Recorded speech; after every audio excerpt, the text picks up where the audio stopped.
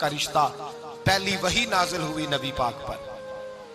اب حضور جب ابتدائے وحی کے ایام آئے تو حضرت خدیجہ فرماتی ہیں رسول پاک غار حرا میں چلے جاتے کئی کے دن وہاں رہتے. پہلی وحی آئی تو قرآن مجید کی تاثیر یہ ہے کہ لو انزلنا ھذا القرآن علی جبل لرأیتہ خاشعا متصدعا من خشیۃ اللہ. فرمایا اگر میں پہاڑوں پہ نازل کروں قرآن کو تو وہ بھی میرے خوف سے ریزہ ریزہ ہو جائے. اتنی تاثیر ہے. جب حضور کے قلب اطہر پر آیا تو نبی پاک کانپتے ہوئے گھر آئے. زملونی زملونی, مجھے چادر اڑاؤ چادر اڑاؤ. حضرت خدیجہ نے چادر دی, بیٹھ گئے. کہا خدیجہ آج کوئی آنے والا آیا ہے. اقرأ بسم ربک الذی خلق, یہ آیات اس نے مجھے دی ہیں اور میں بڑے خوف کے عالم میں ہوں. حضرت خدیجہ کے لفظ بڑے حسین ہیں. جناب خدیجہ الکبریٰ رضی اللہ تعالیٰ عنہ کیا فرماتی ہیں؟ کہتی ہیں یا رسول اللہ صلی اللہ علیہ وسلم آپ غم نہ کریں, رب آپ کو رسوا نہیں کرے گا, عزتیں عطا کرے گا. اور دلیل کیا ہے؟ حضرت خدیجہ فرمانے لگی دلیل یہ ہے کہ آپ غریبوں کی مدد کرتے ہیں, مسکینوں کا خیال رکھتے ہیں, اور محبوبہ کمزوروں کا بوجھ آپ اٹھاتے ہیں. جس کے اندر یہ خوبیاں ہوتی ہیں اللہ اسے عزت ہی عطا فرمایا کرتا ہے. حضرت خدیجہ الکبریٰ رضی اللہ تعالیٰ عنہ سب سے پہلے نبی پاک پہ ایمان لائی. بڑا مشکل ہوتا ہے. ہمارے جو فلسفے کے لوگ ہیں وہ کہتے ہیں بہت بڑا ولی اللہ بھی ہو تو بیوی اس کی مان جائے, یہ مشکل ہوتا ہے کام, یہ مشکل ہوتا ہے. حضرت خدیجہ الکبریٰ رضی اللہ تعالیٰ عنہ سب سے پہلے ایمان. اور کس طرح کا ایمان؟ کس طرح کا ایمان؟ ابن ماجہ میں روایت ہے, غور کرنا. حضرت قاسم نبی پاک صلی اللہ علیہ وسلم کے صاحبزادے, حضور کی 6 اولادیں, 4 بیٹیاں 2 بیٹے حضرت خدیجہ سے ہوئے, 4 بیٹیاں اور 2 بیٹے. دھوکہ دیتے ہیں بعض لوگ, کہتے ہیں حضرت خدیجہ کی ایک ہی بیٹی تھی. حضرت قاسم حضور کے بیٹے تھے, وہ وصال کر گئے. حضرت خدیجہ ابھی دودھ پلاتی تھی کہ شہزادے پردہ کر گئے. ایک دن گھر میں بیٹھی ہوئی تھی تو کہنے لگی یا رسول اللہ صلی اللہ علیہ وسلم میرے بیٹے قاسم کے حصے کا دودھ میرے وجود میں بھر آیا ہے, کاش میرا رب اتنا موقع دیتا کہ میرا بیٹا مدت رضاعت ہی پوری کر لیتا, وہ دودھ پی لیتا.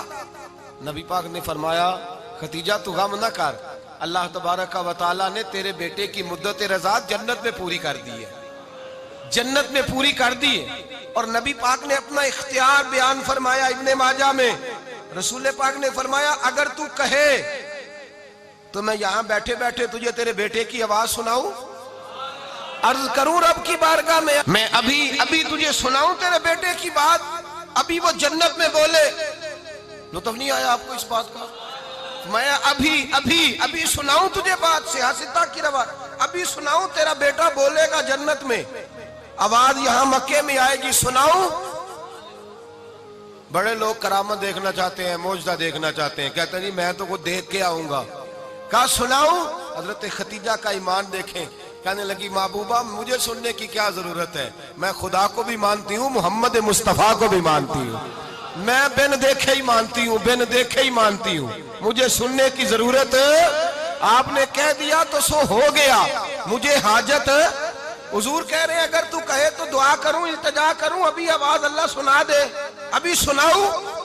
حضرت خدیجہ کہتی ہے نہیں حضور میں بن دیکھے ہی, میں ان لوگوں میں سے نہیں ہوں جو پہلے دیکھ داکھ کے آئیں, پلٹ کے آئیں, دیکھ کے سودا کریں. میں تو ان لوگوں میں سے ہوں جو بن دیکھے مانا کرتے ہیں.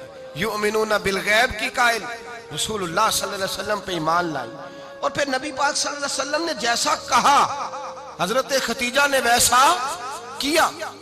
اور حضرت عائشہ کی روایت ایسی بھی ملتی ہے, جناب عائشہ سے کسی نے پوچھا تھا کسی نے جنت کی نعمتیں بھی کھائی ہیں, تو حضرت عائشہ کہنے لگی ہاں, ایک دفعہ نبی پاک نے جنت کے انگوروں کا خوشہ توڑ کے حضرت خدیجہ کو کھلائے تھے. وہ انگور وہاں سے توڑ کے جناب خدیجہ کو حضور نے انگور کھلائے تھے.